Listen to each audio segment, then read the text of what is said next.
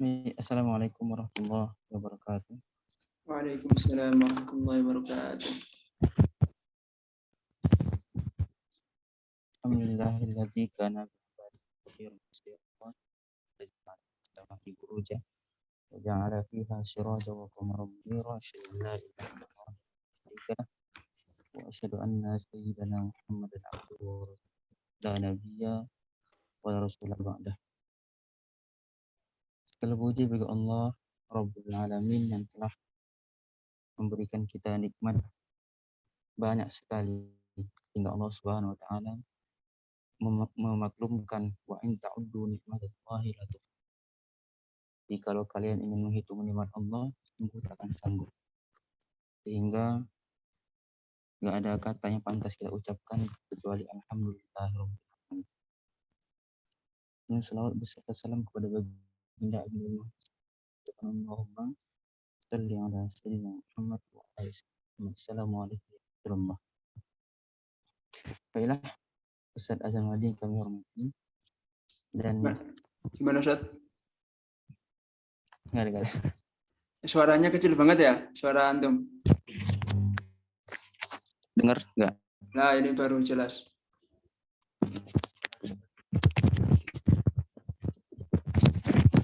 Buka kayaknya. Dengar, Ustaz? Jelas Ustaz, dengar. Baiklah, tanpa memperpanjang waktu lagi, marilah kita masuk kepada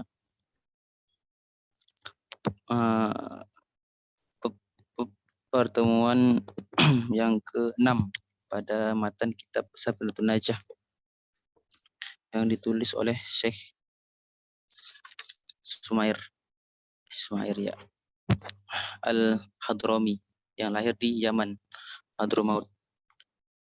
Kita masuk pada pertemuan yang ke-6 mengenai najis. Semoga ilmu yang kita dapatkan hari ini menjadi ilmu yang bermanfaat.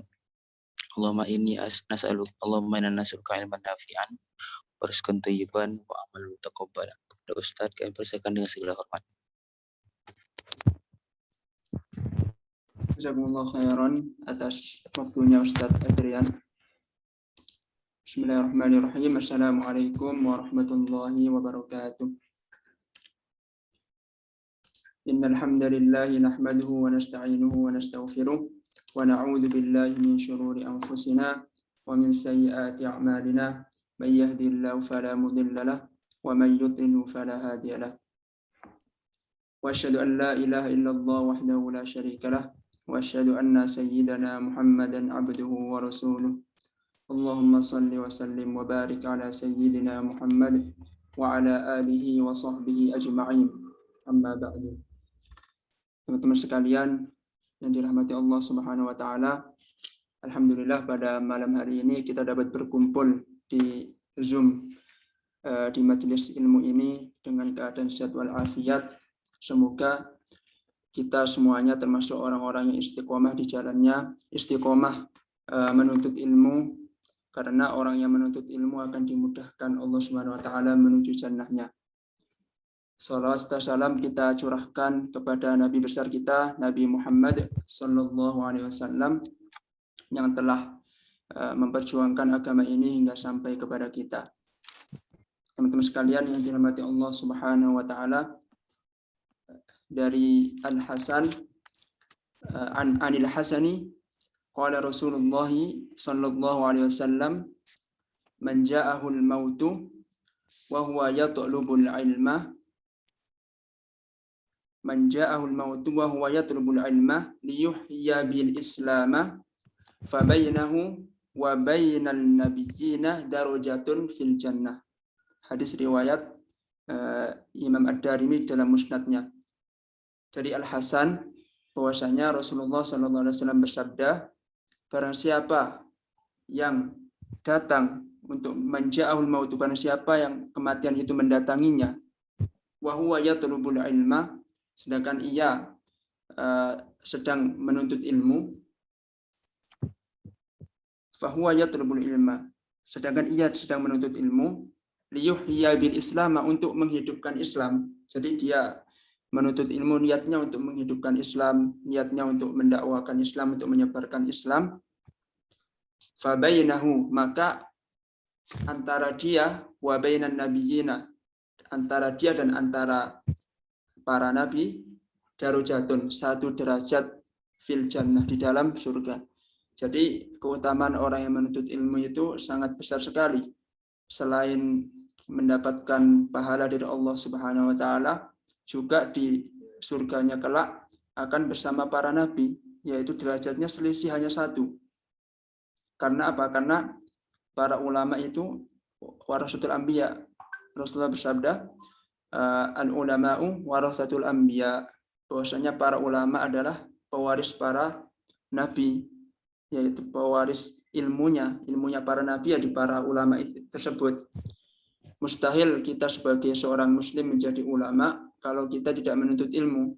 Maka ulama-ulama terdahulu itu mereka semuanya menuntut ilmu dan mereka semuanya bersusah payah, membutuhkan waktu yang sangat lama. Jangan sampai kita menuntut ilmu hanya 1 bulan ataupun 2 bulan, kemudian merasa sudah pintar, maka seyogianya sebagai penuntut ilmu, semakin ia menambah ilmu, semakin Allah menambahkan ilmu kepadanya, maka semakin bodoh diri kita itu. Karena sejatinya ilmu agama adalah ilmu yang sangat luas. Ibaratnya ilmunya Allah itu seperti samudra yang sangat luas, maka kita itu hanya mencari setetesnya saja daripada ilmunya Allah Subhanahu wa taala. Maka pesan saya, jangan sampai kendor dalam menuntut ilmu, tetap semangat dan jangan sampai bermalas-malasan. Mungkin kita ada waktu futur ya. Sebagaimana yang disabdakan Nabi, setiap kesempatan itu, setiap waktu pasti kita mengalami kefuturan. Maka kefuturan itu kita arahkan ke hal-hal yang baik. Jangan sampai kefuturan tersebut membuat kita malas dengan waktu yang sangat lama. Jadi futur itu yang memang fitrah manusia, atau malas memang fitrah manusia. Akan tetapi ketika kita futur, kita arahkan ke hal-hal yang baik, sehingga nantinya ketika kita semangat lagi, kita bakal mendapatkan kebaikan yang sangat banyak. Oke, mari kita mulai kajian pada malam hari ini, yaitu pembahasan daripada faslun qala al-muallif rahimahullahu taala wa nafa'ana Allah bi'ulumi fid dharain. Faslun alladhi yathuru minan najasati thalathun, yaitu yang menjadi suci daripada najis-najis itu ada 3. Yang pertama adalah al-khamru idza takhallalat bi nafsiha. Yang pertama adalah khamar, ya, tahu sendiri khamar ya. Khamar itu adalah sesuatu yang memabukkan. Kullu khamrin muskirin, setiap khamr itu pasti memabukkan. Yang membuat khamar haram adalah memabukkan. Al-khamru idza takhallalat, apabila berubah binafsiha, secara sendirinya. Nah, misalnya kita kasih contoh, misalnya adalah kalau di Jawa itu ada namanya legen. Ya, kalau legen itu kayak minuman gitu, minuman terbuat dari buahnya itu namanya ental, Nah, tetapi proses pembuatannya ini diambil daripada batangnya, atau ya kalau nggak salah batangnya diambil dari batang daripada buah ental tersebut. Nah, asal mulanya buah ental ini atau pohonnya itu suci. Kemudian ketika diproses, maka itu menjadi khamar. Tetapi ketika diproses lagi akan menjadi legen, dan legen itu sifatnya suci dan boleh diminum. Yaitu artinya apa? Artinya khamar. Sebenarnya legen ini daripada khamar, tapi khamar yang dibiarkan sehingga menjadi suci dan boleh dikonsumsi. Itu khamar yang yang berubah secara sendirinya, bukan dicampur dengan sesuatu apapun. Jadi misalnya pembuatan legen, misalkan proses pembuatan legen selama 1 hari misalkan, untuk supaya memproses menjadi dari batang atau dari perasan batang tersebut, perasan batangnya itu kemudian diproses sampai khamar, sampai kepada legen yang bisa diminum. itu misalkan proses 1 hari, tetapi misalkan kita ingin menyingkatkan waktunya menjadi 1 jam saja dengan mencampur sesuatu yang lain daripada legen tersebut, daripada daripada legen tersebut, maka dihukumin legen tersebut khamar karena dicampur sesuatu yang lain. Maksudnya takhalalat binafsiyah ini tidak tercampur dengan apapun. Seperti itu ya. Misal contoh lain adalah cuka. Cuka itu kan sebenarnya dari bahan bakunya adalah suci, kemudian diproses menjadi khamar, diproses lagi menjadi cuka, akhirnya menjadi cuka. Nah, cuka tersebut hukumnya adalah suci dan bisa dikonsumsi. Seperti itu ya.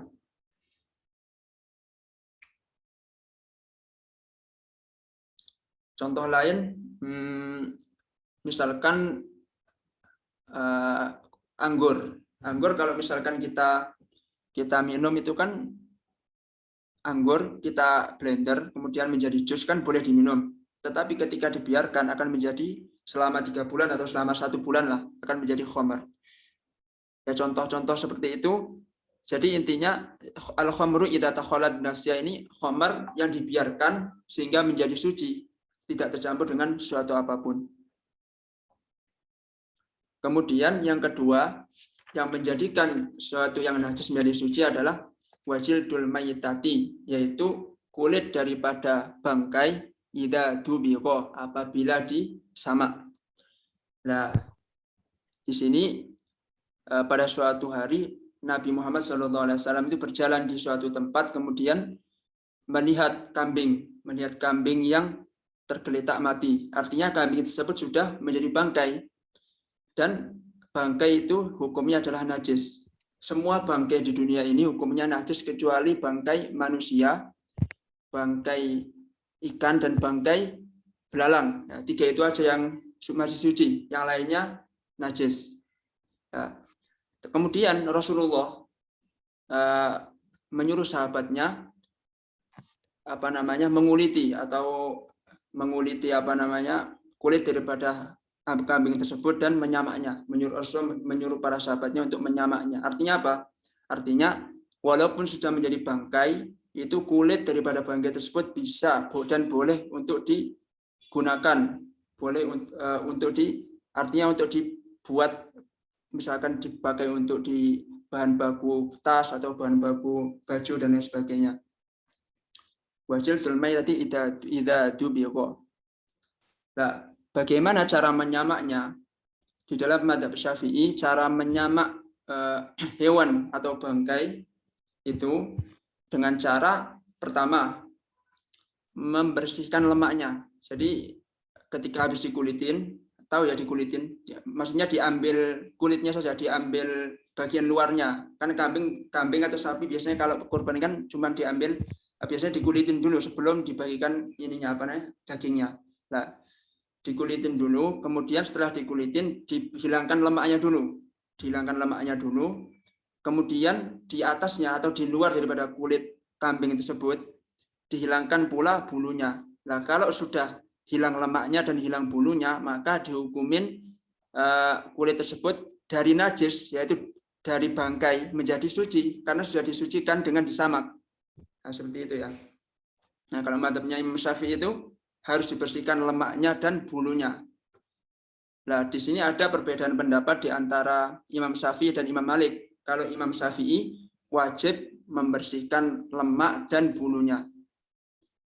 Nah, kalau Imam Malik cukup dibersihkan lemaknya saja. Artinya kulit daripada lemak kambing cukup dibersihin, kalau udah bersih udah, dan bulunya itu nggak perlu dibersihkan karena kebanyakan bulunya itu bermanfaat. Contoh misalkan kita di dalam hutan menemui beruang yang tergeletak mati, kemudian kita samak bulunya, kita samak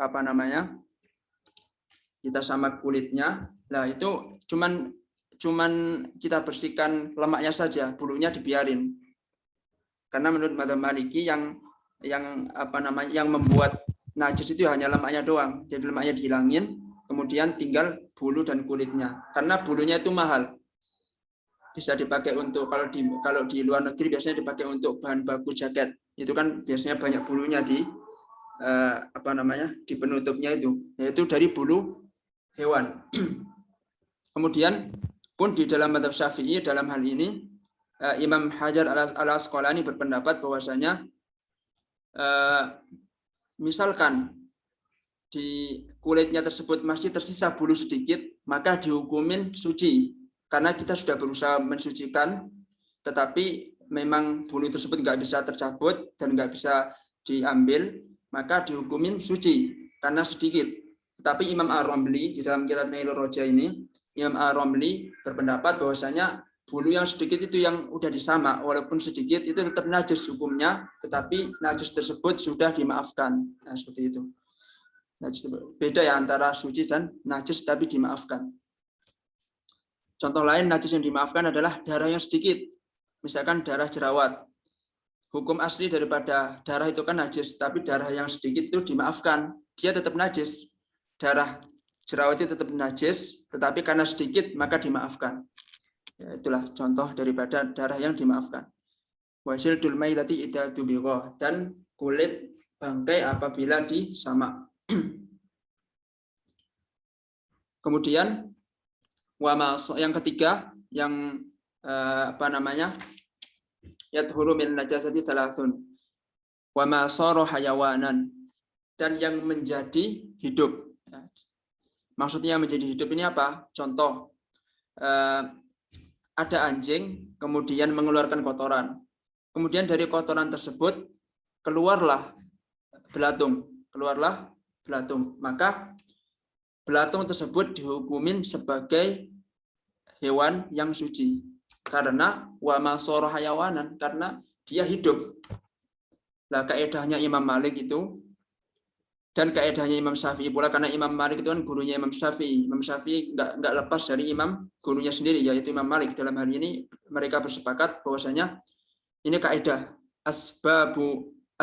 asbabun najasati al-mautu. Bisa ditulis ya, asbabun najasati al-mautu. Sebab daripada najis adalah kematian. Wa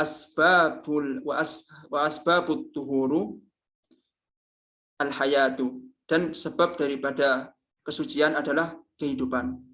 Ya, jadi contoh kambing. Kenapa kok suci? Kambing suci itu karena masih hidup. Akan tetapi ketika kambing tersebut mati, syaratnya mati itu bukan disembelih dengan cara syariah, maksudnya mati secara sendirinya. Nah, ketika kambing mati secara tiba-tiba, bukan karena disembelih secara syar'i, maka dihukum sebagai najis. Karena mengikuti kaidahnya Imam Malik, asbabun najasati al-mautu wa asbabut taharati al-hayatu. Yaitu sebab daripada najis adalah kematian, dan sebab daripada kesucian adalah kehidupan. Seperti itu ya. Di dalam kitab Kashifatus Saja karya Imam Nawawi Al-Bantani Al-Jawi, beliau mengatakan, yaitu mensarah wa ma sara hayawanan itu, beliau mengatakan kadudin tawallada min ainin najasati, seperti halnya dud. Apa itu dud? Dud adalah belatung atau set, bahasa Jawanya set, yaitu belatung. Tawallada min ainin najasati, yang dilahirkan atau yang keluar daripada ainun najasah, yaitu sesuatu yang najis, yaitu kayak sesuatu yang najis adalah tainya anjing tadi, walau mughalladhah, ya, walaupun keluar dari sesuatu yang najis mughalladhah, yaitu najisnya anjing dan babi.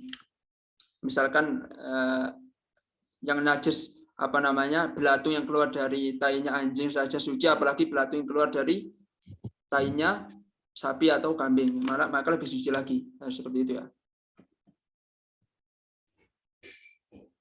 Kemudian faslun an-najasatu thalathun. Najis itu ada tiga, terbagi menjadi tiga. Mughalladhatun. Yang pertama adalah mughalladhatun, yaitu najis yang berat. Wa mukhaffafatun, yaitu najis yang ringan. Wa mutawassithatun, dan najis yang sedang. Al-mughalladhatu Dan najis adapun najis yang berat, najasatul kalbi wal khinziri, yaitu najis anjing dan najis babi, wa far'i ahadihima, dan apa-apa yang keluar daripada keduanya. Jadi misalnya kalau misalkan babi dikawinkan babi, udah jelas keluarnya babi dan hukumnya najis. Anjing kawin dengan anjing, sudah jelas yang keluar adalah anjing dan hukumnya najis. Tetapi permasalahannya adalah ketika misalnya kambing kawin dengan anjing, bagaimana hukumnya? Apakah anaknya najis atau tidak? Maka dihukumin anaknya sebagai anak yang najis, karena ketika bercampur antara hewan yang najis dan hewan yang suci, maka dimenangkan oleh hewan yang suci, karena pakai kaidah najasatul kalbi wal khinziri wa far'i ahadihima, dan apa-apa yang keluar dari keduanya atau terlahir dari salah satu dari keduanya, yaitu anjing dan babi, seperti itu ya. Kemudian wal mukhaffafatu, dan yang ringan, najis yang ringan. Baulus sobiyyi, yaitu kencing dari anak bayi laki-laki, alladzi yang lam yat'am, yang belum memakan, wairul labani, selain daripada susu ibu, walam yablugil haulaini, dan umurnya belum mencapai 2 tahun, dalam hal ini 2 tahun hijriyah. Nah, jadi hukum daripada kencing bayi laki-laki itu adalah hukumnya najis mukhaffafah, yaitu najis yang ringan. Al-ma'na anna najasatal mukhaffafah, dan bahwasanya najis yang ringan, allati hiyal qasamut tsani min aqsamin najasah, yaitu bagian kedua daripada bagian najis. Baulus sobi, ini disarahnya ya, disarah Nailur Roja. Baulus sobi alladzi lam yat'am litta'adzi ghairal laban, yaitu bayi yang belum makan kecuali makan daripada susu ibunya. Walamnya belugil haulaini tahdidan, dan belum mencapai 2 tahun. Waqila takriban, ya, dikatakan juga kira-kira ya, jadi dikira-kira 2 tahun. Kemudian wal mutawassitatu sairun najasat. Wal mutawassitatu, yaitu najis yang sedang. Sairun najasati, ya semua daripada najis itu, selain daripada kencing bayi, selain daripada anjing dan babi atau yang terakhir dari keduanya, itu semuanya adalah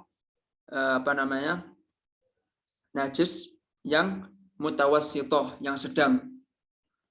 Di sini dikatakan di sarahnya, yaitu Nailur Rojah, sairuhuna bimakna baqin wa ya'ti bimakna jami' khilafanil hariri wa ghairihi. Lah, sair di sini bimakna atau dengan arti bisa diartikan baqi, yaitu sisa. Wa ya'ti bimakna jami', dan juga bisa diartikan semuanya, jami', semuanya, khilafanil hariri wa ghairihi. Kemudian wal ma'na anna najasata al mutawassithata, bahwasanya arti daripada najis yang sedang, allati hiyal qasamut tsalits, yaitu bagian dari yang ketiga, min aqsamin najasa, dari bagian-bagian najis, bakin najasat, yaitu sisa daripada najis, ai ma'adan mughalladha wal mukhaffafa.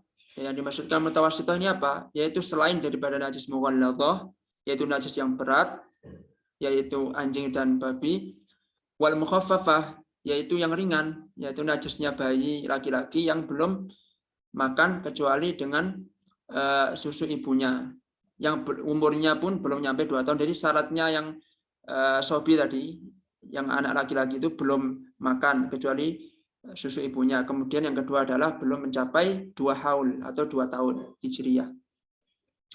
Nah, contoh daripada najis mutawassithah, kal khomri, contohnya khomer itu najis, dihukumin najis, tetapi najis yang mutawassithah, yang sedang. Wadami, kemudian darah kalau darahnya banyak atau darah mengalir, misalkan menyembelih sapi, darahnya kan ngalir itu darahnya itu dihukumin sebagai darah yang najis. Kemudian kalau darahnya sedikit, misalkan darah nyamuk atau darah jerawat, itu dihukumin sebagai darah yang dimaafkan, najis tetapi darahnya dimaafkan, al-ma'fu. Kemudian wa maytati ghairil adami, kemudian bangkai selain daripada bangkai manusia. Contohnya apa? Bangkai kambing, wasamaki wal jarada. Contohnya apa? Bangkai kambing, bangkai sapi, tentunya syaratnya tidak disembelih dengan cara syar'i ya. Misalkan ada kambing atau sapi tiba-tiba mati dengan sendirinya, itu termasuk najis yang mutawassithah atau najis yang najis yang mutawassithah, yang sedang, seperti itu. Wasamaki, yaitu bangkai samak, wal jarada, dan bangkai belalang. Nah, 3 bangkai ini, yaitu bangkai manusia, bangkai ikan, dan bangkai belalang, itu semuanya dihukumin sebagai suci. Selain daripada 3 ini, dihukumin bangkai yang najis mutawassithah. Kemudian wal bauli, kemudian kencing, wa yara bauli sabiy sabiq, selain daripada kencing anak laki-laki yang telah dijelaskan tadi.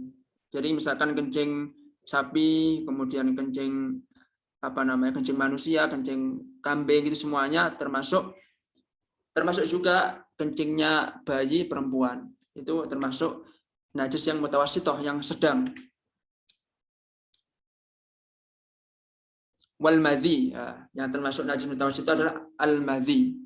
Apa itu madhi? Madhi itu yang keluar baik dari kemaluan laki-laki dan kemaluan perempuan yang bagian depan, keluarnya itu dengan syahwat. Artinya madhi ini keluar sebelum air mani. Ya, ingat ya, madhi itu keluar sebelum air mani. Jadi ketika syahwatnya memuncak, itu yang keluar itu air madhi dulu. Air madhi dulu keluar, dan ciri-ciri keluarnya air madhi adalah tidak memancar. Artinya keluarnya biasa, tidak memancar, tidak seperti air mani yang memancar. Kemudian itu dihukumin sebagai najis yang mutawassithah, najis yang sedang. Kemudian wal wadi.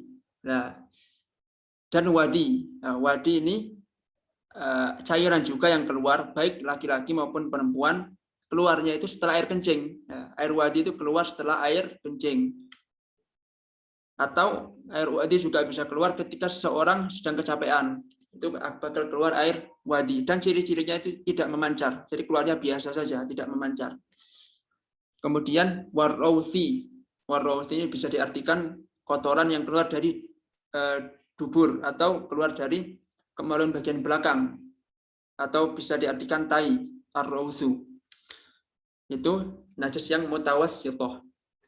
Wala bani ma la yu'talu ghairal adami, dan susu yang mana susu tersebut itu yang keluar daripada sesuatu yang nggak bisa dimakan selain daripada manusia. Jadi kalau susu manusia kan suci hukumnya, tetapi susu misalkan susu kambing suci kan, karena kenapa susu kambing kok suci? Karena kambing itu bisa dimakan. Contoh susu yang najis itu adalah susunya anjing misalkan, nah itu termasuk najis. Misalkan susunya yang nggak bisa, hewan yang nggak bisa dimakan, babi. Kemudian susunya kucing, itu semuanya adalah najis. Karena al-labani ma la yu'kal ghairul adami, susu ya yang mana hewan tersebut nggak bisa dimakan atau nggak halal dimakan, itu dihukumin susunya pun najis. Kemudian, nah ini bagaimana cara mensucikan najis mukhaffafah, kemudian najis mughalladhah, kemudian najis mutawassithah. Nah, cara mensucikannya ini nanti kita bakal membahasnya sebagai berikut. Faslun, qala al-mu'allif rahimahullahu taala wa nafa'ana Allah bi ulumi fid dharain. Faslun al-mughalladhah. Nah, yang pertama, cara mensucikan najis yang mughalladhah, yaitu najis yang berat, najis anjing dan najis babi. Tathuru bi sab'i ghasalatin, dengan cara mensucikan 7 basuhan. Ba'da izalati ainiha, setelah ainnya atau setelah najisnya tersebut hilang. Nah, di sini ulama berbeda pendapat ya. Kalau Imam Maliki, Imam Syafi'i dan Imam Ahmad bin Hambal berpendapat bahwasanya najis mughalladhah itu harus disucikan dengan 7 kali sucian, dengan 7 kali basuhan, salah satu darinya dengan menggunakan pasir. Itu pendapatnya Imam Maliki, Imam Syafi'i dan Imam Ahmad bin Hambal. Kemudian Imam Hanafi berbeda pendapat. Dalam hal ini Imam Hanafi berpendapat bahwasanya najis mughalladhah itu cukup dengan 3 kali basuhan atau 3 kali ghusalat. Karena di hadis disebutkan bahwasanya hadisnya itu riwayat sahabat Abu Hurairah. Jadi inti daripada hadis adalah bahwasanya najis mughalladhah itu disucikan dengan 7 kali sucian. Ihdahunna biturab, di riwayat lain awwalahunna biturab. Yang pertamanya dengan turab atau salah satu dari ketujuh itu dengan pasir, yaitu dengan turab. Tetapi uniknya sahabat Abu Hurairah yang meriwayatkan hadis ini malah mensucikan najis mughalladhah sebanyak 3 kali. Nah, Imam Hanafi itu berpendapat 3 kali karena Imam Abu Hurairah itu mensucikannya sebanyak 3 kali padahal dia meriwayatkan hadis. Tetapi selain Imam Hanafi yaitu jumhurul ulama mengatakan ya sanad hadis sahih itu ya sebagai dalil. Karena hadisnya sahih ya maka kami berpegang kepada hadis yang sahih. Itu menurut jumhurul ulama. Kemudian cara mensucikan, misalnya di rumah kita ada anjing, kemudian anjing tersebut mengeluarkan kotoran. Nah, qadarullah kotoran tersebut kok sudah kering. Nah, maka gimana cara mensucikannya? Ya kita kasih air sedikit, kemudian kita kerik. Nah, pas pengkerikannya itu belum termasuk dari 7. Jadi ainun najasah. Apa itu ainun najasah? Yaitu baunya, kemudian rasanya, kemudian warnanya harus hilang dulu. Jadi dikerik dulu sampai hilang, atau dibersihkan dulu, diambil tainya itu pakai tisu atau pakai yang lainnya, kemudian kita kasih air sedikit-sedikit, kita bersihkan dulu. Kalau sudah bersih, artinya hukumnya hukmiyah. Dia tetap dihukumin najis, tetapi udah tidak ada ainnya lagi, udah tidak ada ainun najasahnya lagi. Tapi dia tetap dihukumi sebagai najis. Nah, setelah ainun najasahnya hilang, barulah kita sucikan sebanyak 7 kali. Ihdahunna biturab, salah satunya dengan pasir. Tetapi ulama yang modern atau ulama yang muasirin berpendapat gantinya pasir itu sabun, boleh pakai sabun. Tetapi dalam hal ini kita tetap berpegang kepada jumhurul ulama yaitu pakai pasir karena nasnya seperti itu, pakai pasir, lebih baiknya pakai pasir. Nah, adapun ketika kita mengambil air di sungai, misalkan sungainya keruh atau ditambak, itu kan misalkan kita nyemplung ke tambak tersebut kan airnya keruh. Nah, air keruh tersebut bisa juga dipakai untuk mensucikan najis mughalladhah tanpa menggunakan pasir. Karena apa? Karena airnya sudah tercampur dengan air keruh tersebut. Airnya sudah dicampuri dengan pasir. Jadi seperti itu. Ulama ada yang membolehkan seperti itu. Nah, pasir dalam bab ini, dalam bab mensucikan najis mughalladhah, itu benar-benar pasir, bukan debu. Berbeda halnya dengan tayamum. Kalau tayamum itu pasirnya itu debu, bukan pasir. Makanya ketika tayamum, ketika menempelkan ke ke tanah, disunahkan meringankan pasir tersebut. Tetapi maka di dalam tayamum itu bisa diartikan turab adalah gubar atau debu. Tetapi beda halnya dengan pasir yang digunakan untuk mensucikan najis mughalladhah itu menggunakan pasir, yaitu benar-benar pasir, bukan debu. Jadi seperti itu perbedaannya. Kemudian ihdahunna biturab, salah satunya dengan pasir. Wal mukhaffafatu, dan najis yang ringan. Bagaimana cara mensucikan najis yang ringan?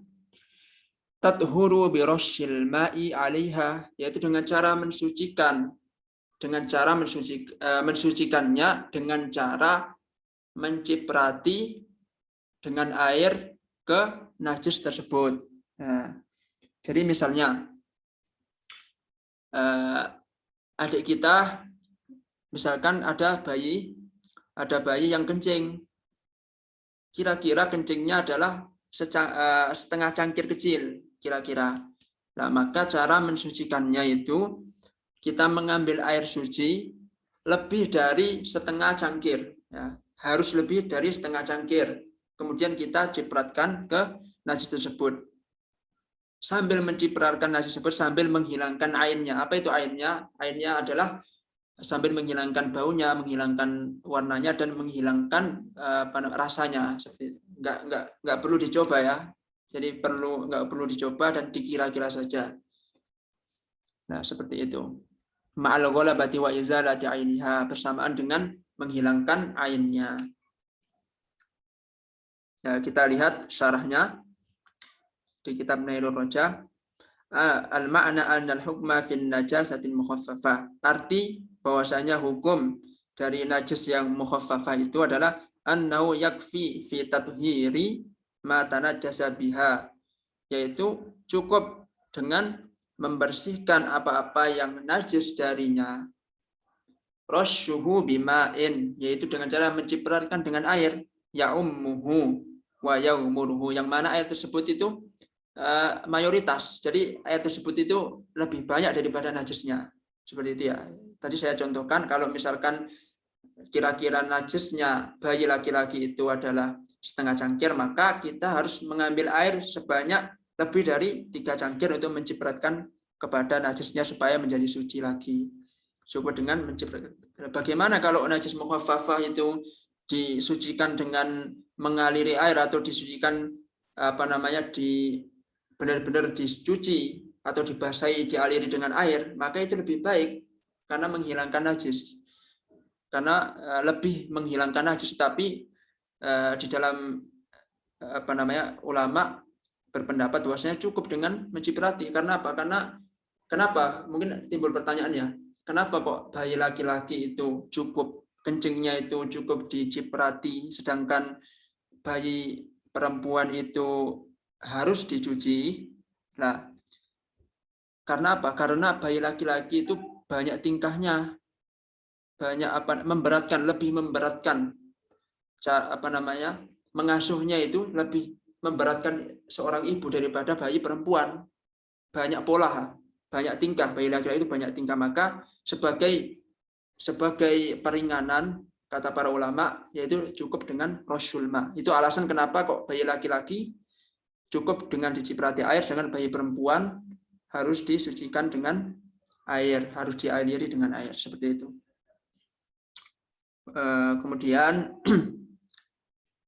wal mutawassitatu tanqasimu ila qismaini. Najis mutawassithah ini terbagi menjadi dua bagian. Ainiyah, yang pertama ainiyah. Apa itu ainiyah? Ainiyah itu adalah najis yang kelihatan. Jadi misalkan ada tai manusia misalkan, kan kelihatan tainya, kelihatan warnanya, kelihatan, kemudian baunya juga bau, kemudian rasanya juga ya rasa tai lah, tapi nggak perlu dirasakan juga kan. Kemudian hukmiyah, yang kedua adalah hukmiyah. Apa itu hukmiyah? Hukmiyah adalah najis yang tidak terlihat. Jadi misalnya najis yang sudah kering.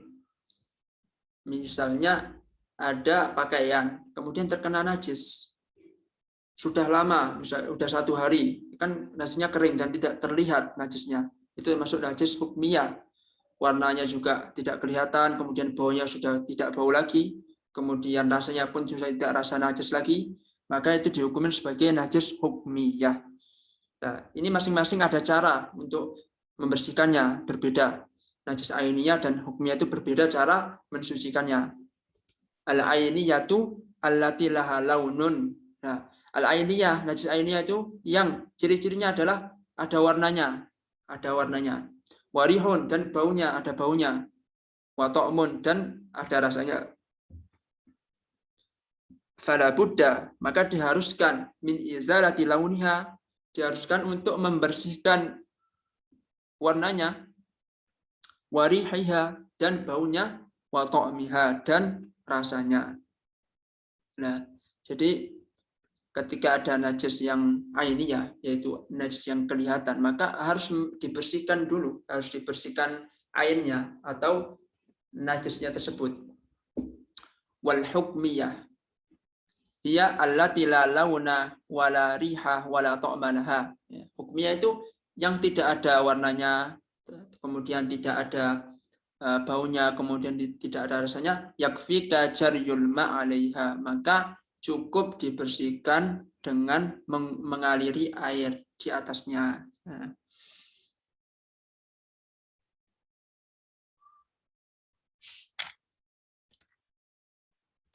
Nah, dalam hal ini cara membersihkan najis ainiyah atau najis yang terlihat itu harus dibersihkan dulu ainnya. Misalkan ada kotoran ayam masuk ke rumah kita atau ayamnya masuk ke rumah kemudian mengeluarkan kotoran, maka tainya itu harus diambil dulu pakai tisu atau pakai lap, diambil dulu, kemudian dibersihkan dulu sampai bersih.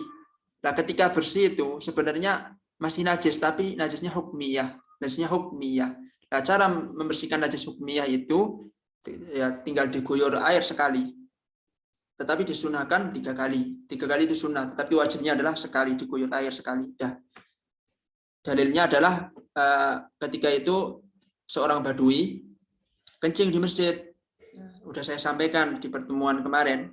Seorang badui kencing di masjid. Ya, namanya orang Arabi, ya, orang pelosok, orang Arab pelosok kan, dia belum tahu Islam. Dia nggak tahu kalau itu tempat ibadah, maka dia kencing di situ. Kencing di masjid. Para sahabat itu sudah siap-siap untuk memenggal kepalanya itu, terutama Umar bin Khattab, Sayyidina Umar. Tapi Rasulullah, apa kata Rasulullah? Biarin, wahai Umar, biarkan dia selesai kencing. Kenapa? Kalau dia ente usir atau ente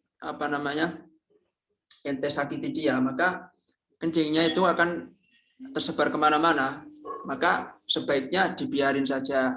Nah, maka setelah Arabi atau Badui ini kencing di situ, maka Rasulullah menyuruh sahabatnya, tolong ambilkan air dan siramkan 1 timba air tersebut ke najis tersebut. Nah, dulu kan Masjid Nabawi itu kan pasir, bukan lantai seperti sekarang kan, dulunya pasir. Maka cukup dengan 1 ember air disiramkan ke najis tersebut. Nah, ini pun dalil kenapa kok airnya harus banyak daripada najisnya. Najisnya itu kan kalau orang kencing kan kira-kira ya nggak nyampe lah seember ya, nggak nyampe, paling banter ya inilah seakua itu kan seakua. Makanya Rasulullah menyuruhnya untuk menyiramnya dengan 1 ember. Maka itu sudah dihukum sebagai suci. Itu ya. Ya, bedanya ainiyah sama hukmiyah. Kalau ainiyah harus dihilangkan dulu najisnya. Kalau hukmiyah kan udah nggak ada najisnya tuh hukmiyah. Ya tinggal di jaryul ma aja, tinggal dialiri air ya seperti itu. Kemudian yang terakhir faslun aqallul haydhi. Aqallul haydhi yaitu haid yang maksudnya yang paling sebentar. Aqallu kan kalau diartikan di bahasa Arab sedikit ya, paling sedikit. Tapi di sini maksudnya adalah masa tenggang waktu yang paling sebentar di dalam haid, yaitu yaumun wa lailatun, 1 hari dan 1 malam. Nah, jadi misalnya seorang wanita haid pada waktu hari ini misalkan hari Senin subuh, dia haid, dia kan terhalang dari salat subuh kan, dia haid, maka kemudian isaknya di hari Senin juga, isaknya kok sudah terputus haidnya, sebelum isak misalkan sudah terputus haidnya, maka isak tersebut masih termasuk haid karena dihitungnya malam dan siang. Maka dia harus menunggu subuh dulu, setelah itu dia mandi dengan niat mandi lirafil hadasil akbar, Nawaitu lirafil hadis akbar, saya berniat untuk mengangkat hadas besar yaitu haid. Nah, seperti itu. Jadi hitungannya adalah 24 jam. Kita tengok di syarahnya. Al-ma'na aqallul haidhi yaumun wa lailah. Haid yang paling sebentar adalah yaumun, 1 hari, dan walailatun. Yaumun itu apa sih? Yaumun kan dimulai dari terbitnya matahari sampai terbenamnya matahari. Kalau lailah ya kebalikannya, dimulai dari terbenamnya matahari sampai terbitnya matahari. Al-ma'na artinya anna aqalla zamanil haid, yaitu paling sebentar waktu haid. Miqdaru yaumin walailah, ukurannya adalah 1 hari dan 1 malam. Wa huwa, yaitu arba'un wa ishruna sa'ah, yaitu 24 jam, yattasilu fiha dam, ketika darah masih mengalir. Wa dzalika bi istiqra'il Imam Syafi'i radhiyallahu anhu, dan ini yang ditetapkan Imam Syafi'i radhiyallahu anhu, ai tatabbu'ihi lahu, yaitu secara terus-menerus. Wa kadza aktsaruhu wa ghalibuhu, dan yang paling yang paling banyak dan yang mayoritas. Waqad taqaddama ta'riful haid fi fasl alamatil bulugh, dan telah disebutkan atau telah dijelaskan makna haid yang telah lalu di dalam pembahasan bulugh. Jadi haid itu adalah darah yang keluar dari kemaluan depan perempuan, yang mana haid tersebut itu darah tersebut darah yang sehat. Jadi misalkan saya terangkan tadi, misalkan seseorang perempuan mengeluarkan darah haid, maka setelah dia suci, dia diwajibkan untuk mandi janabah atau mandi besar dengan niat mandi wajib.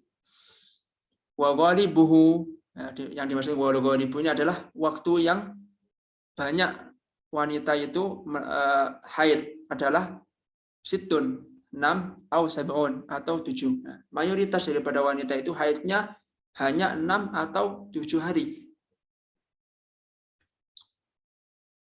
Nah, di sini di syarahnya disebutin sittatu ayyam, yaitu 6 hari.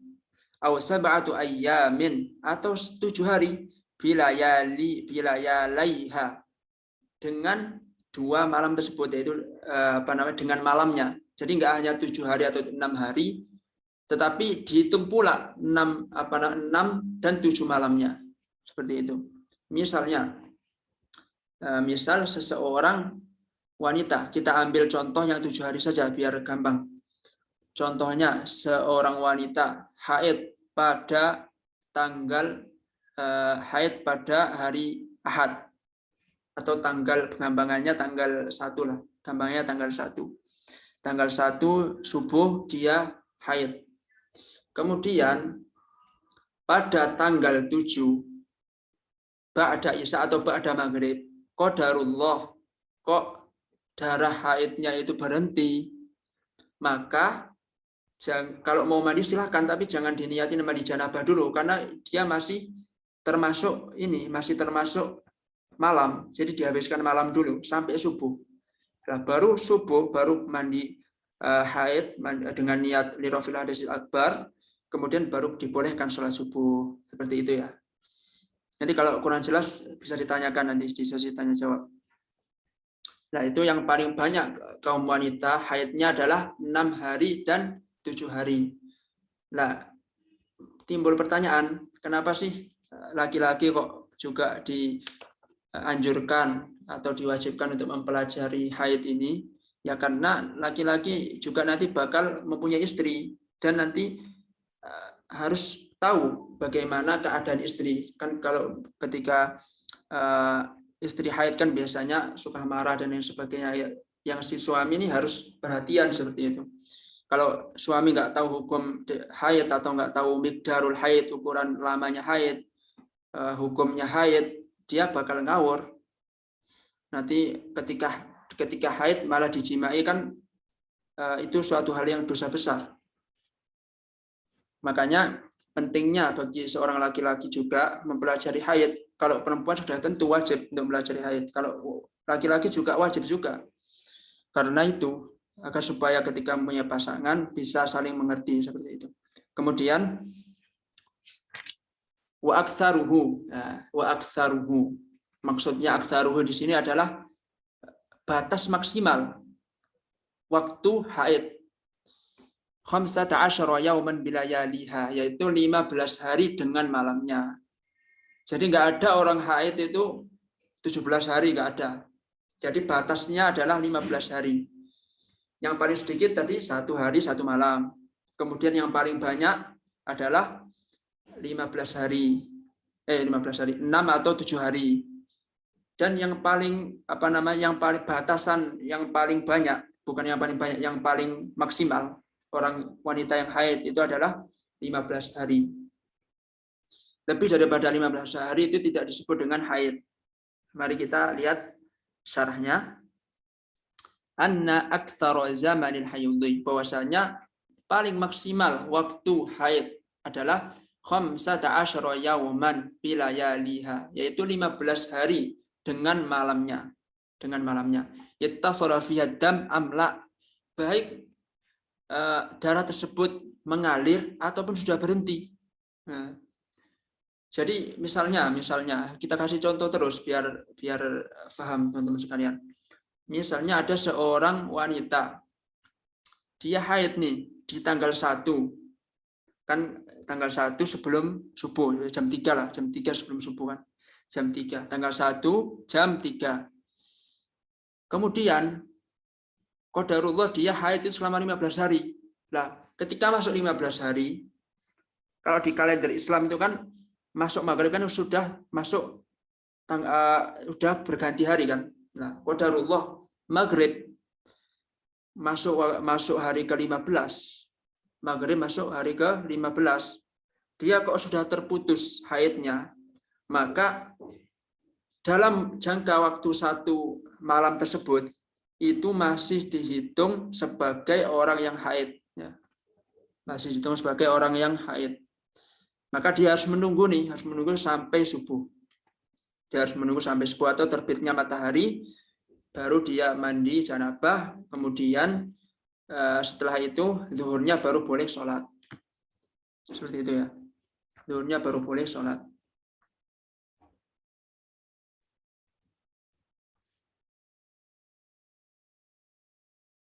Wa aqallut tuhri bainal hayyadataini. Dan aqallut tuhri, yang paling sedikit, paling minimal orang yang haid itu di antara 2 haid adalah 15 yauman. Itu paling sedikit, paling sebentar lah, paling sebentar. 15 yauman, yaitu 15 hari. Jadi kalau orang dari masa sucinya itu 15 hari, berarti haidnya juga 15 hari. Kemudian wa ghalibuhu, mayoritas daripada perempuan yang haid adalah arba'atun wa ishruna yauma, yaitu 24 hari. 24 hari au salasatun wa ishruna yauma, atau 23 hari. Wala hadda li aktsarihi, dan tidak ada batasan tentang banyaknya. Jadi kalau orang masa sucinya 24 hari, berarti masa haidnya 6 hari. Kalau orang perempuan masa sucinya adalah 23 hari, maka masa haidnya 7 hari. Seperti itu ya. Wal hadda li aktsarihi, dan tidak ada batasan untuk maksimalnya. Jadi bisa jadi seorang perempuan itu haidnya selama sebulan, bisa jadi juga, karena nggak ada batasan di aktsarihi tentang banyaknya itu. Kita tengok di syarahnya. Aqallut tuhri bainal hayyadataini 15 yauman. Al-ma'na anna aqalla zamanit tuhri, artinya bahwasanya yang paling sedikit zamanit tuhri, waktu suci, al-fasil baina zamanayil hayyadataini, yaitu terpisah antara 2 haid, adalah 15 yauman bilayaliha, 15 hari dengan malamnya. Wahtaraza biqawli bainal hayyadataini 'anil fasil bainal hayyadi wan nifasi. Fa innahu yajuzu ay yakuna aqal, bal qad la yakunu bainahuma tuhurun aslan kan tattasila wala wiladatuha bi akhiri hayyadhiha bila takhalluli niqa li'anna al-asah anna al-hamil tahiyud. Jadi intinya yang paling sedikit orang yang haid itu di antara dua haid adalah 15 hari, kemudian yang mayoritasnya adalah 24 atau 23 hari. Itu masa sucinya seorang wanita, 23 atau 24 hari. Kemudian aqallun nifasi. Jadi kemarin kita telah menjelaskan ya, nifas itu apa sih? Nifas adalah darah yang keluar dari kemaluan perempuan setelah melahirkan. Itu namanya nifas. Aqallun nifasi majjatun. Apa itu aqallun nifasi? Yang paling sebentar. Waktu nifas itu adalah majjah. Majjah itu apa? Lahdzah, sebentar. Jadi misalkan seorang wanita melahirkan, kemudian mengeluarkan darah nifas. Setelah 1 jam darah nifasnya itu sudah berhenti, maka setelah itu diwajibkan untuk mandi janabah atau mandi besar. Karena dia sudah terputus darah nifasnya. Kemudian wa ghalibuhu arba'una yauma, mayoritasnya adalah 40 hari. Jadi seorang wanita ketika habis melahirkan, itu kebanyakan wanita itu mengeluarkan darah nifas 40 hari. Ya, setelah melahirkan 40 hari. Jadi setelah melahirkan itu nggak ada darah, namanya nggak ada darah haid ya, itu namanya darah nifas. Berbeda ketika orang hamil. Orang yang hamil itu juga mengeluarkan darah haid. Tadi disebutkan anal hamilah tahyid. Sesungguhnya orang hamil itu juga mengeluarkan darah haid. Sedangkan ketika dia sudah melahirkan, setelah dia melahirkan kemudian mengeluarkan darah haid, entah itu sekejap atau 40 hari, itu dinamakan darah nifas. Nah, kebanyakan perempuan 40 hari mengeluarkan darah nifas. Kemudian wa aktsaruhu, dan batas maksimal seorang wanita itu mengeluarkan darah haid adalah sittuna yauma, yaitu 60 hari. 60 hari. Nah, kita tengok syarahnya. Aqallun nifasi majjatun wa ghalibuhu arba'una yauma wa aktsaru sittuna yauma. Al-ma'na anna aqallan nifas. Ya, artinya yang dimaksudkan dengan aqallun nifas atau nifas yang paling sebentar adalah duf'atun minad dammi, yaitu darah yang keluar sekejap. Ya, setelah melahirkan keluar darah kemudian berhenti, yaitu yang dimaksudkan dengan sekejap. Fa aqallu zamanihi lahdzah. Nah, yang paling sedikit itu ya lahdzah, artinya adalah majjah adalah lahdzah, yaitu sebentar saja, entah 1 jam, entah 2 jam, yang intinya nggak nyampe 1 hari 1 malam, itu termasuk lahdzah. Kemudian wa ghalibu zamanihi, dan mayoritas daripada waktu nifas adalah arba'una yauman bilayaliha, 40 hari dengan 40 malamnya juga. Jadi enggak cuma 40 hari doang, tapi 40 malam juga. Jadi misalnya ada seorang wanita yang melahirkan, kemudian mengeluarkan darah haid.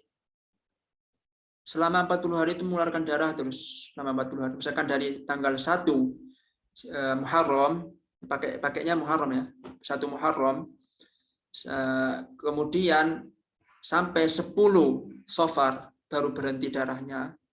Dari 1 Muharram misalnya, dia melahirkan pagi nih, dia melahirkan ketika terbit matahari, dia melahirkan di tanggal 1 Muharram. Kemudian setelah 40 hari, yaitu pada tanggal 10 Safar, pada habis Isya, dia sudah terputus nih darah haidnya. Maka dia harus nunggu dulu, harus nunggu sampai terbitnya matahari, baru dia niati mandi besar, baru dibolehkan untuk sholat. Jadi seperti itu.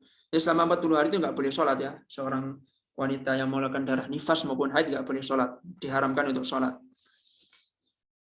Taqaddamat aw ta'akhkharat kullu dzalika bi istiqra'il Imam Syafi'i radhiyallahu anhu. Baik darah nifasnya itu lebih dulu ataupun lebih akhir. Maksudnya lebih dulu itu belum 40 hari. Misalkan belum genap 40 hari, baru 39, sekian sudah terhenti udah terhenti darah haidnya atau udah darah nifasnya, atau ta'akharat atau lebih lama lagi atau tertinggal, yaitu pas 40 hari atau lebih dikit. Kullu dzalika bi istiqra'i Imam Syafi'i radhiyallahu anhu, itu semuanya itu ijtihad atau ketetapan Imam Syafi'i radhiyallahu anhu. Wa yuhsabun niqa'un naqis 'anil 15 wal mutakhallilu bainal wiladah wa khurujid dam aw bainat tima'i minas sittina wa idza jawazat dam as-sittin. Nah, apabila telah melampaui 60 hari fahuwa istihadah, maka dia bukan termasuk darah nifas lagi, tetapi termasuk darah istihadah. Jadi nifas itu paling sebentar adalah sekejap, bisa 1 jam, bisa 2 jam, yang penting nggak nyampe 1 hari dan 1 malam. Dan ghalibuhu, kebanyakan wanita mengeluarkan darah nifas 40 hari dan 40 malam, 40 hari dan 40 malam. Kemudian yang paling lama adalah sittuna yauma, yaitu 60 hari. Kemudian timbul pertanyaan, kalau misalkan hari ke-61 mengeluarkan darah nifas, apakah terhitung nifas? Tidak, itu hitungannya darah istihadah.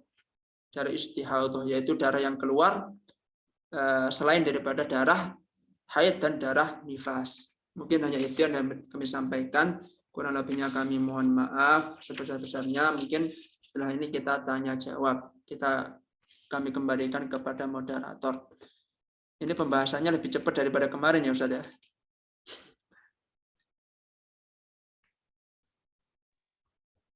Iya, Ustaz. Masya Allah, luar biasa antum. Tapi insya Allah sudah jelas semua lah. Kalau ada pertanyaan, insya Allah saya bantu semampu saya.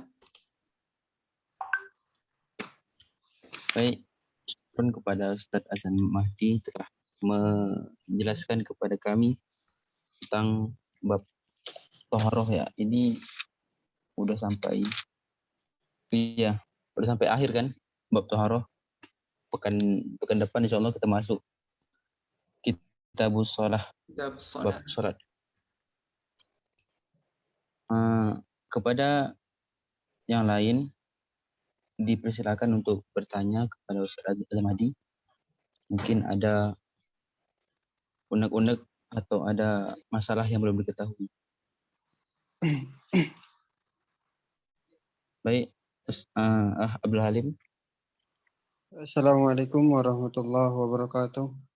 Assalamualaikum warahmatullahi wabarakatuh. Alhamdulillah, Allahumma shalli ala sayyidina Muhammad wa ala sayyidina Muhammad.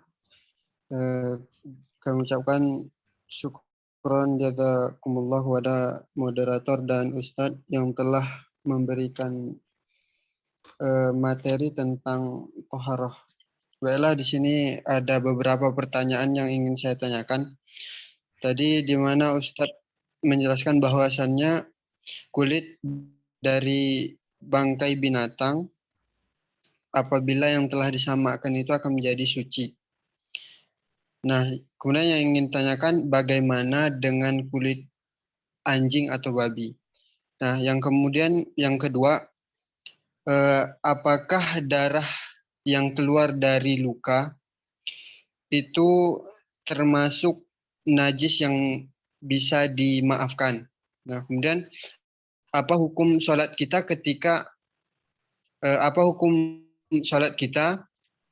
kemudian di saat kita sholat itu luka tersebut mengeluarkan darah. Nah, apakah sholat kita itu tidak sah atau kita ulangi lagi sholat tersebut? Kemudian ini satu lagi, akhwat kan biasanya itu menggunakan gamis gitu. Nah, gamis kan otomatis menutupi kaki ya, Sat. Nah, itu apabila gamis tersebut menyentuh dengan tanah, dengan jalan, kan kita nggak tahu apakah terkena najis atau tidaknya. Nah, itu bagaimana, Ustaz? Oke, langsung saya jawab aja ya Ustaz ya. Ini yang pertama, yang untuk yang pertama untuk kulit. Tadi kan saya jelasin bahwasanya kulit bangkai Misalkan tadi kan saya mengasih contoh kambing ya. Kalau kambing dia menjadi bangkai karena apa? Karena tidak disembelih dengan cara syar'i. Kemudian dia mati. Lah matinya itu kambing tersebut menjadi najis, dan ketika disamak kulitnya, hilangkan bulu-bulunya dan hilangkan lemaknya, maka menjadi suci. Nah, timbul pertanyaan, apakah kulit anjing dan kulit babi itu ketika disamak menjadi suci? Jawabannya tetap najis, karena babi dan anjing itu hidup, ketika mereka hidup saja sudah dihukumi najis, apalagi ketika mati, maka lebih najis lagi, seperti itu. Nah, adapun kaidah yang saya sampaikan tadi, yaitu asbabun najasi al mautu wa asbabut taharati al hayatu. Sebab daripada najis itu adalah kematian, dan sebab daripada suci adalah kehidupan. Nah, ini pengecualian, yaitu apa yang dikecualikan adalah anjing dan babi, karena dia termasuk najis mughalladhah. Nah, misalkan kulit, pertanyaannya, misalkan kulit harimau atau kulit singa. Nah, mereka kan hidup, ketika mereka hidup kan suci, hukumnya suci. Maka ketika dia mati menjadi bangkai, menjadi najis. Nah, kita boleh menyamak kulit singa ataupun kulit harimau, karena asalnya mereka itu ketika hidup suci, walaupun haram dimakan tapi tetap suci. Yang najis dan haram dimakan kan cuman anjing dan babi. Selain itu, walaupun haram dimakan tetapi tetap suci. Kita pegang singa pun kita nggak wajib wudhu lagi kalau misalkan kita sudah wudhu, tapi nggak mungkin kita megang singa kan, digigit nanti. Nah, seperti itu. Jadi hukumnya anjing dan babi ketika disamak tetap najis. Ya, makanya hati-hati ketika beli bahan kain atau tas itu berbahan babi atau anjing, itu berbahaya sekali. Kemana-mana kita pakai itu najis, nggak boleh dipakai. Nah, kemudian pertanyaan yang kedua yang terkait dengan bagaimana hukumnya seseorang sholat kemudian mengeluarkan darah, apakah sholatnya sah atau tidak. Di sini memang ulama berbeda pendapat. Madhab Hanafi berpendapat bahwasanya ketika seseorang sholat dan mengeluarkan darah, itu sholatnya batal. Sholatnya batal dan harus dibersihkan darahnya dulu, kemudian wudhu lagi. Karena termasuk pembatal wudhu dan sholat. Seperti itu, menurut madhab Hanafi. Tetapi menurut madhabnya Imam Syafi'i dan Imam Ahmad bin Hanbal, itu darah luka itu tidak membatalkan wudhu ataupun tidak membatalkan sholat. Tetapi kita harus juga berusaha, misalkan karena dulu ada salah seorang sahabat ketika peperangan, ia itu ada lukanya pun mengalir, tetapi dia sudah berusaha menutupi dengan perban, dan darah tersebut sudah tertutup. Qadarullah ketika sholat darahnya mengalir, maka menurut madhab Syafi'i dan Imam Ahmad bin Hanbal terkait dengan riwayat sahabat tersebut yang melanjutkan sholatnya sampai selesai, dia tetap dihukumin sah karena melihat sahabat tersebut tetap melanjutkan sholat, dan ketika ditanyakan Rasulullah, sholatnya tetap sah. Nah, maka dalam hal ini kami lebih condong ke madhabnya Imam Syafi'i dan Imam Ahmad bin Hanbal. Ya, karena kita mempelajari madhab Syafi'i, maka darah luka yang keluar ketika sholat tidak membatalkan wudhu ataupun tidak membatalkan sholat. Tetapi juga kita harus berusaha untuk menutupinya sebelum sholat. Seperti itu, Ustaz. Terus pertanyaan tadi apa lagi selain itu? Yang ketiga tentang gamis yang dipakai wanita, Ustaz. Oh ya, gamis yang dipakai wanita. Nah, dalam hal ini kita jelaskan dulu. Seorang laki-laki ketika dia isbal, masalah isbal ini ikhtilaf bainan ulama. Kalau misalkan seorang laki-laki isbal tanpa sombong, itu nggak apa-apa. Karena Sayyidina Abu Bakar As-Siddiq, beliau isbal. Karena apa? Karena badannya Sayyidina Abu Bakar itu kecil. Ketika memakai pakaiannya orang Arab, maka isbal. Nah, makanya ulama itu berpendapat selama tidak sombong maka isbal diperbolehkan. Yang enggak diperbolehkan adalah isbal ketika sombong. Seperti itu. Nah, kalau perempuan malah diwajibin untuk isbal karena ada ulama yang berpendapat bahwasanya kakinya wanita itu termasuk aurat. Nah, itu pendapatnya Imam Syafi'i. Imam Syafi'i itu seluruh anggota badan dari ujung rambut sampai ujung kaki wanita itu adalah aurat kecuali telapak tangan, dan wajah. Ya, kecuali telapak tangan dan wajah. Nah, makanya ketika seorang wanita yang memakai gamis besar, kemudian di tanahnya dia nggak tahu nih, benar-benar nggak tahu, tiba-tiba misalkan kena najis,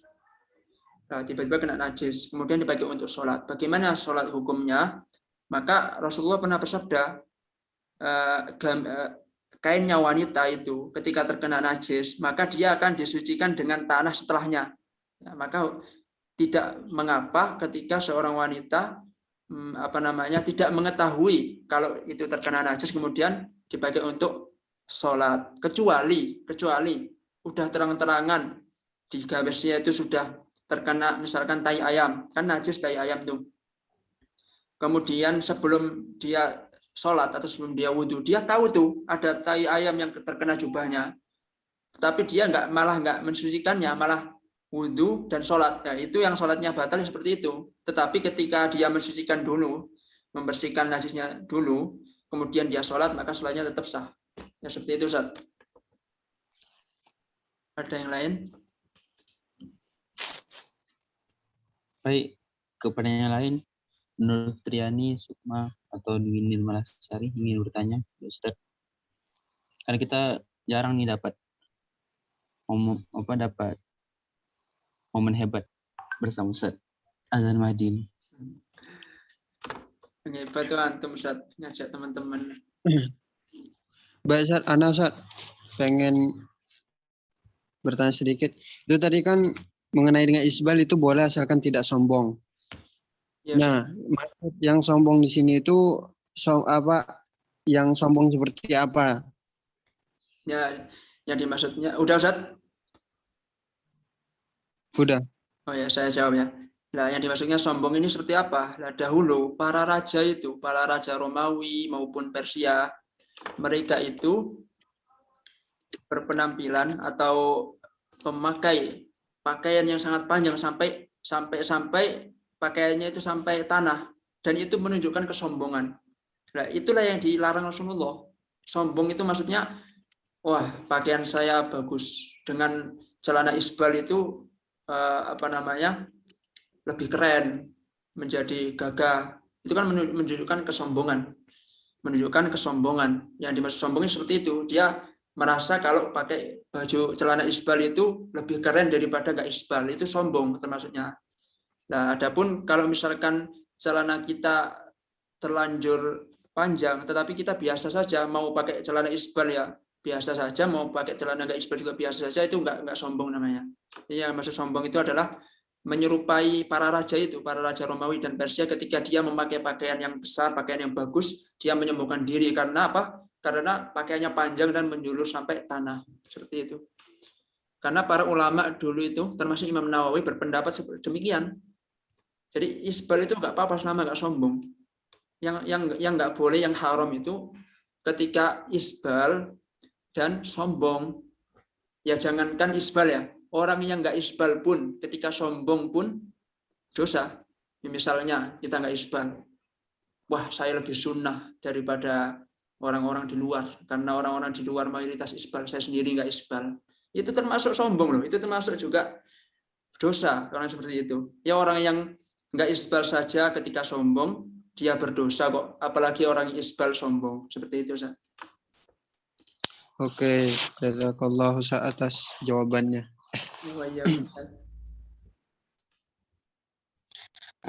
Ini karena tidak ada bertanya lagi, langsung saya sendiri yang bertanya. Masya Allah, ini biasanya kalau yang tanya mahasiswa STID sulit-sulit ya. Astagfirullah. Kemarin itu sempat viral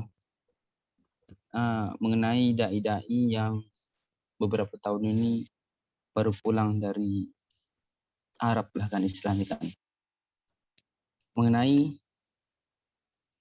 kotoran kucing yang tidak najis. Nah itu kalau pandangan mazhab Syafi'i sendiri bagaimana Ustaz? Udah itu Ustaz. Nah, Nanti ada lagi Ustaz. ya saya jawab dulu ya.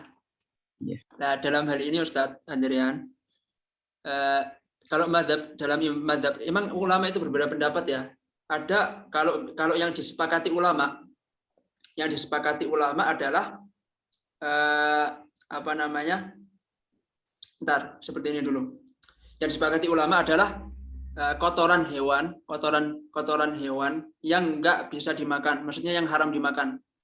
Jadi kotoran hewan yang haram dimakan itu ulama sepakat kenajisannya. Tetapi menurut mazhab Syafi'i, sesuatu yang keluar baik dari di dalam matan takrib disebutin ma kharaja minas sabilaini najisun illal maniyah.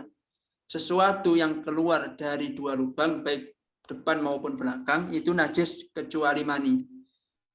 Baik itu kotoran yang keluar dari manusia, baik itu kotoran yang keluar dari ayam, baik itu kotoran yang keluar dari kambing, baik itu kotoran yang keluar dari sapi, baik itu kotoran yang keluar dari kucing, itu termasuk najis menurut mazhab Syafi'i karena pakai kaidah itu. Tetapi menurut jumhur ulama itu kotoran hewan yang halal dimakan itu hukumnya tidak najis. Contoh, kotoran sapi, kotoran kambing, kotoran ayam itu tidak najis menurut jumhur ulama. Jumhur ulama di sini siapa? Imam Maliki, Imam Ahmad bin Hanbal dan Imam Hanafi. Ya. Tetapi kalau kotoran kucing itu sepakat ulama kenajisannya karena dia haram dimakan. Jadi kalau ada yang mengatakan kotoran kucing itu kok najis, kotoran kucing itu tidak najis, ya mungkin perlu direvisi lagi itu perkataannya. Seperti itu, Ustaz. Ya mungkin setahu saya seperti itu. Wallahu a'lam bishawab. Nah, ini emang pas nih kan, apa kata Allah kan, was'alu ahla zikri in kuntum la ta'lamun. Bertanyalah kepada yang emang tahu kalau kita nggak tahu kan. Ustaz, untuk yang kedua, kita tahu kalau, nah ini Anda mau nanya, apakah semua alkohol itu bisa dihukumi khamar? Nah kalau tidak dan bisa, apakah minyak wangi yang selama ini kita pakai alkohol itu najis? Gitu, udah itu. Nah, tadi telah dijelasin ya bahwasanya ada najis ainiyah, ada najis hukmiyah. Najis ainiyah itu apa? Najis ainiyah itu yang terlihat yang terlihat najisnya. Kayak misalkan warnanya kelihatan, kemudian rasanya juga rasa najis, kemudian baunya pun bau najis. Itu najis ainiyah.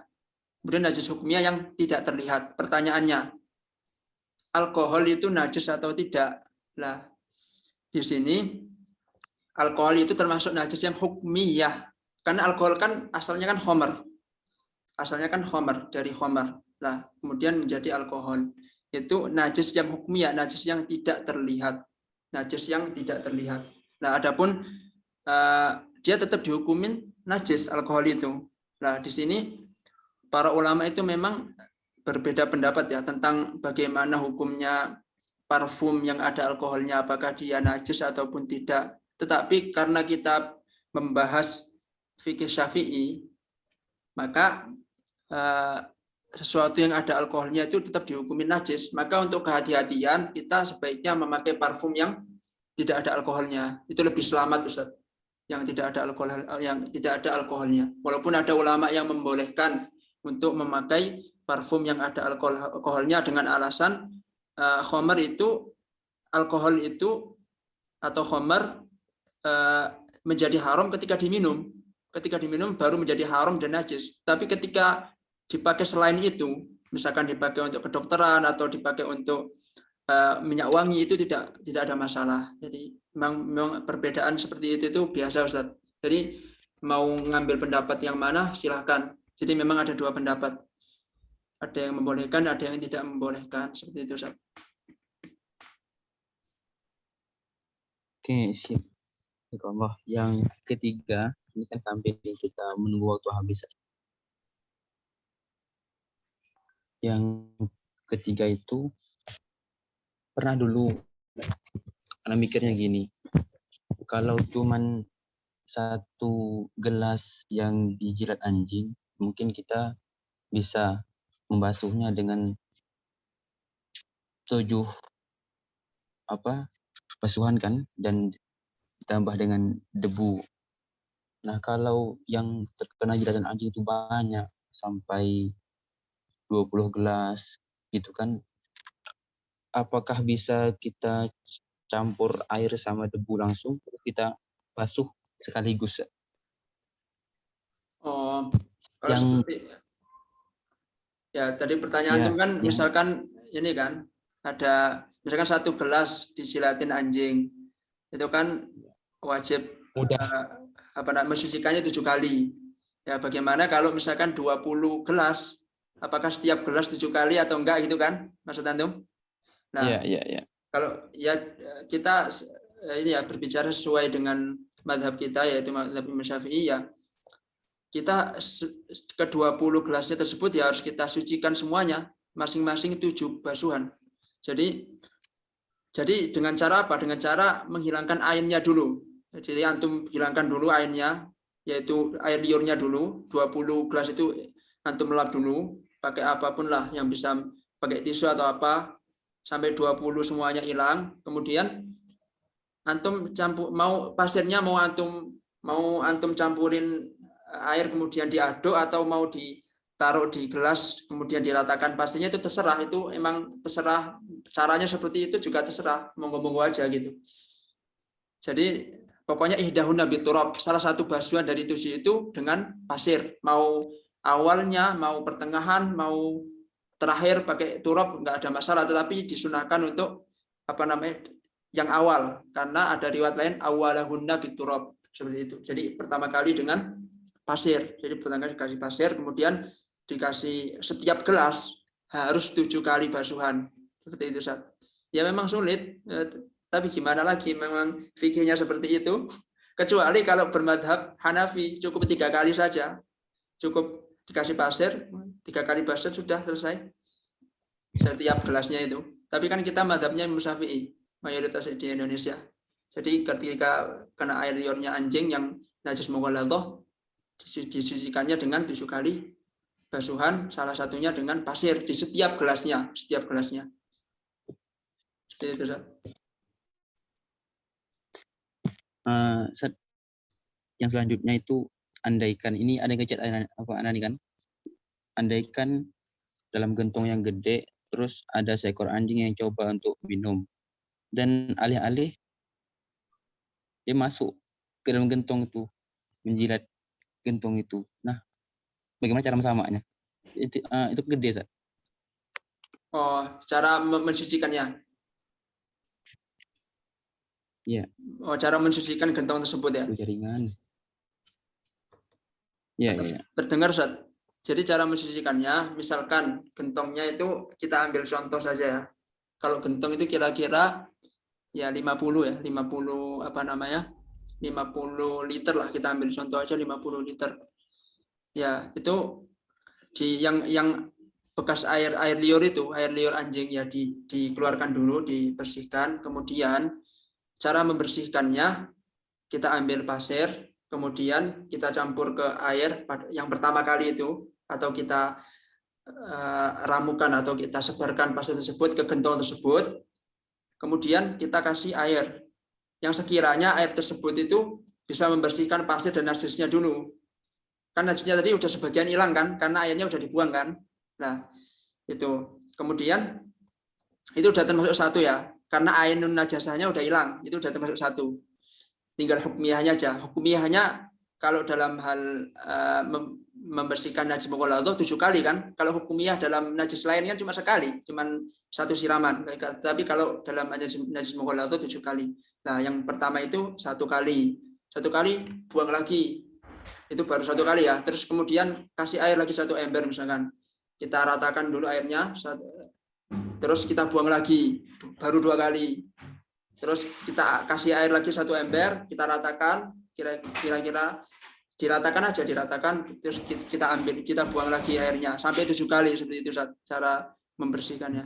Memang sulit ya? Ya memang sulit.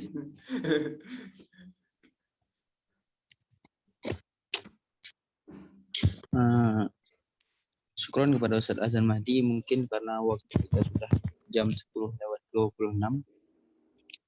Oh iya, kepada yang lain agar kita lebih berkah dalam belajar, mungkin lebih baik kita beli kitabnya langsung.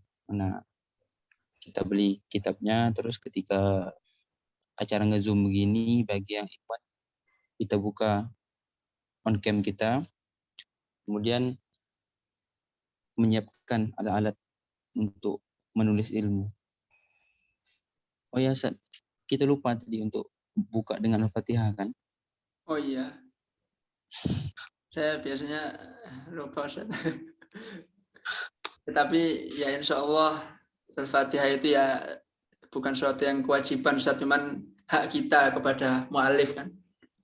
Hak kita sebagai orang yang mempelajari kitabnya, ya hak kita untuk mengirimkan suratul Fatihah dan doa kepada mu'alif tersebut. Insya Allah adab, ya? Iya, termasuk daripada adab. Baik, mungkin kita akhiri pengajian kita malam ini dengan doa yang nanti akan disampaikan oleh Ustaz Azan Mahdi.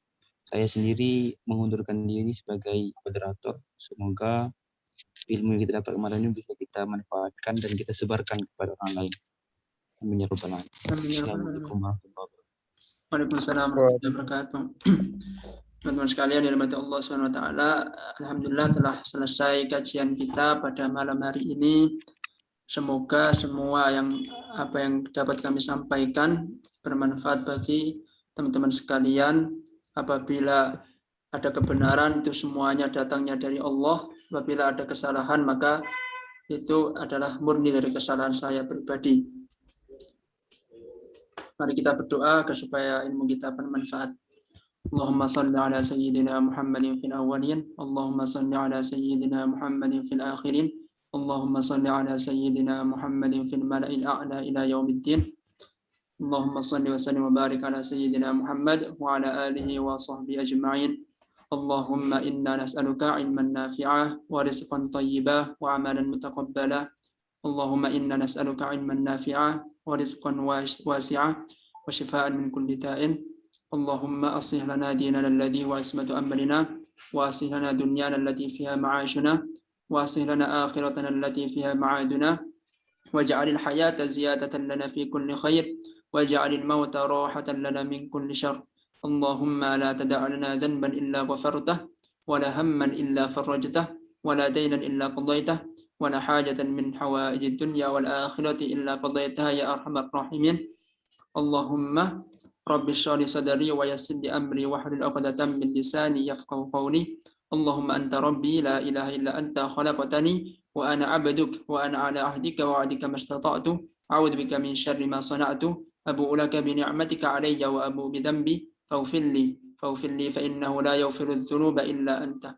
Allahumma ya muqallibal qulub tsabbit qulubana ala ta'atik, ya muqallibal qulub tsabbit qulubana ala ta'atik. Rabbana zalamna anfusana wa in lam taghfir lana wa tarhamna lanakunanna minal khasirin. Rabbana atina fid dunya hasanah wa fil akhirati hasanah wa qina adzaban nar. Wa sallallahu ala sayyidina Muhammad wa ala alihi wa sahbihi ajma'in walhamdulillahi rabbil alamin.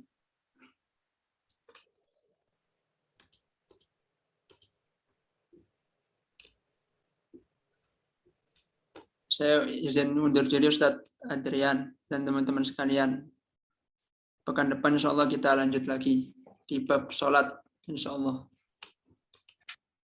Ya silakan. Iya, sama-sama. Silahkan nanti teman-teman diisi ya absensinya kalau sekarang kan pertemuan ke-6.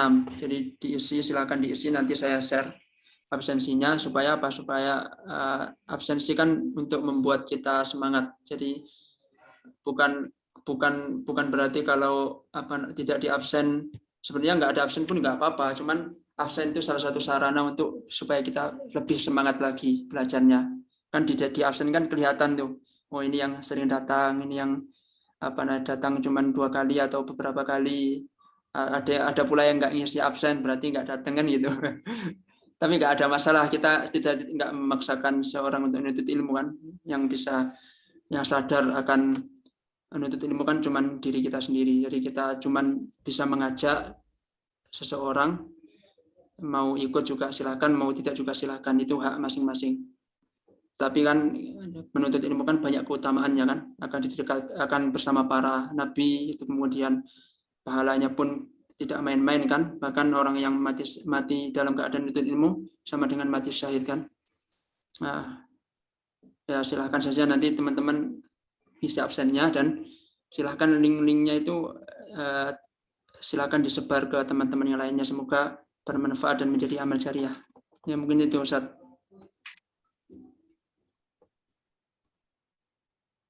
Siap. Nanti kita ngobrol lagi mengenai, mungkin Anda mau nanya nanti mengenai di Yordania, apakah ada yang gratis untuk satu atau duanya gitu ya? Aman Ustaz. Siap. Kita mau foto nggak? Boleh. Ustaz Abdul Halim, silakan buka on cam-nya. Halim? Bentar. Ada nyalain lampu dulu, Ustaz. Dwi. Buka Dwi. Iya, siap Komandan. Nur Fitriani buka.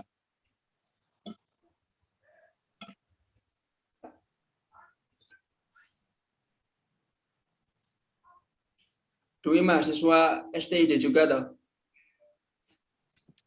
Yang mana, Sat? Dwi Nirmalasari. Enggak. Saya kira ini di STID juga. STID emang ada awatnya, Ustaz? Ada.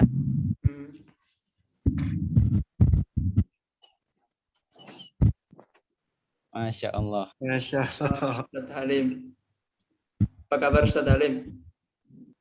Alhamdulillah sehat. Masya Allah. Kita mulai ya. Yang ahwatnya nggak buka kamera, nggak apa. Dwi. Afwan. Ya, kita mulai ya. 1, 2, 3. 2, 3. Oke. Anak pamit dulu ya, Ustaz. Ustazah, anak pamit dulu. Semoga bermanfaat.